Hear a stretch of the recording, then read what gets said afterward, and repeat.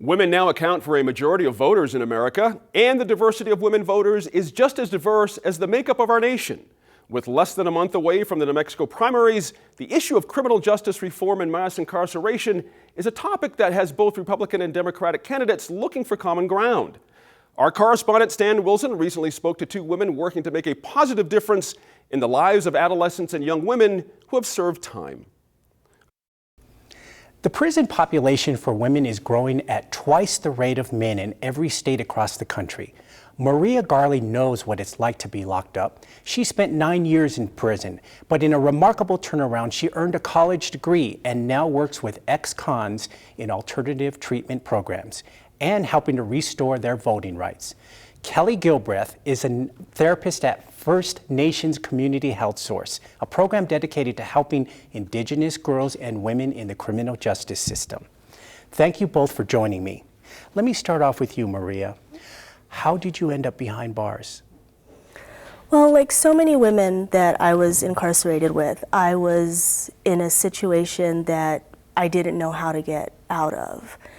My ex-husband was abusive in so many ways, and I didn't have anyone to turn to for help. When I found out that he was having a relationship, one of many, with someone who was underage, and I confronted him about it, I told him I was going to go to the police because this was wrong, and he told me they would never believe me. And when I was arrested because I had knowledge of his crimes, he was right. They didn't believe me. I tried telling the truth. I tried telling them, the history of the relationship, and they didn't want to hear it. What was your defense when you went to trial? It was hard to have a defense. I didn't stand up and stop it as much as I could. When no one believed me, I kind of gave up. And what happened to you and what happened to your ex-husband? My ex-husband took a plea and he did go to prison. I took my case to trial because I wasn't going to admit to the charges I was being charged with. So I was charged with aiding and abetting his crimes and ended up with a 26-year sentence. What happened to your husband and what did he do for a living? He was in law enforcement. What was he specifically doing in law enforcement? He was a sheriff's deputy. And when he took a plea, what happened to you and what happened to, did you have a family? What did you leave behind?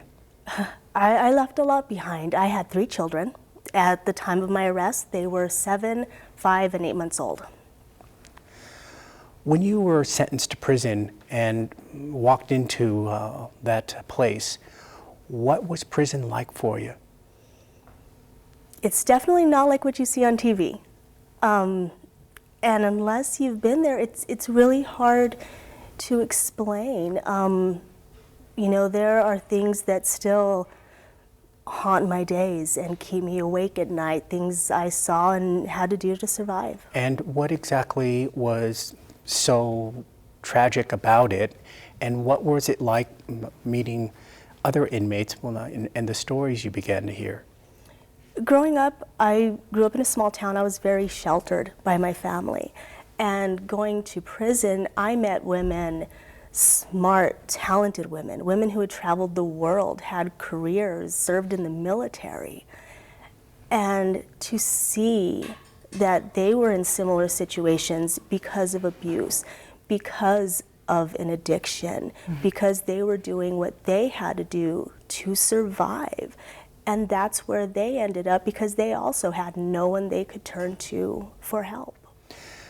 Kelly, let me ask you, in working as a therapist in mental health with ex-cons and inmates right now, does it surprise you that the female population is growing at twice the rate of men for many of the stories that she's described, drug addiction, sexual abuse, spousal abuse? It does not surprise me that the rates are growing.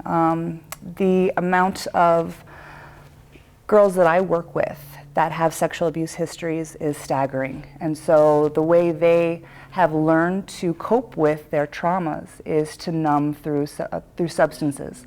And their substances tend to be more soul-taking substances like heroin and meth. And so what we're seeing is that a lot of the girls, because they don't have that lack of support, because their family structure is unhealthy to begin with, that they really struggle to find that peer culture and that gang culture And for so families. why is First Nations Community Health Source such an important program in helping to intervene and help these women and girls through this transition process? So my program is the Sacred Circle program, and so we serve incarcerated Native youth who struggle with adolescents who struggle with identity to begin with, but our youth really have a lack of understanding of their cultural identity, and their experience within their cultural communities is really limited. And so our program really tries to assess where their cultural knowledge begins at and really build that identity for themselves. And so we not only do we provide therapy, individual, family, group therapy, but we also bring in cultural facilitators to do a lot of groups around identity, especially the historical trauma that has affected our communities. And then we also have healing practices within the facilities. So we do have a female sweat lodge and a male sweat lodge so that the girls can identify their own healing power within themselves. Was there a point during your time in prison that you began to help or see a common story within your fellow inmates and want to do something about it? Seeing the commonalities among the women began right away. When someone's first new, hey, why are you here? What led you here? And you start to talk, you start to get to know the women.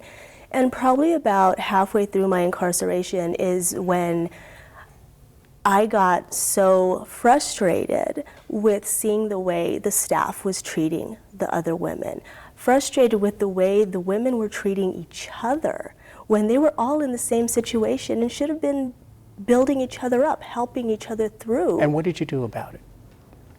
It wasn't until after my release that I actually could do something about it. And that's how I started My Destiny. And what we do is we start working with the women before they're even released.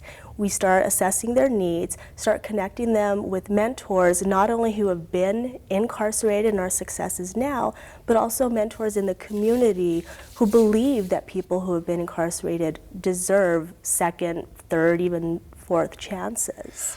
You mentioned earlier that you earned an associate degree. You actually got some aspect of your college education complete while you were serving time in prison. And what happened after that? How did your story turn around, and how did you avoid getting trapped in this cycle of incarceration that is so pervasive?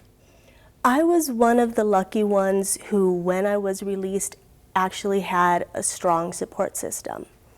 And it wasn't even my original support system because my birth family was just not healthy and I have no contact with them.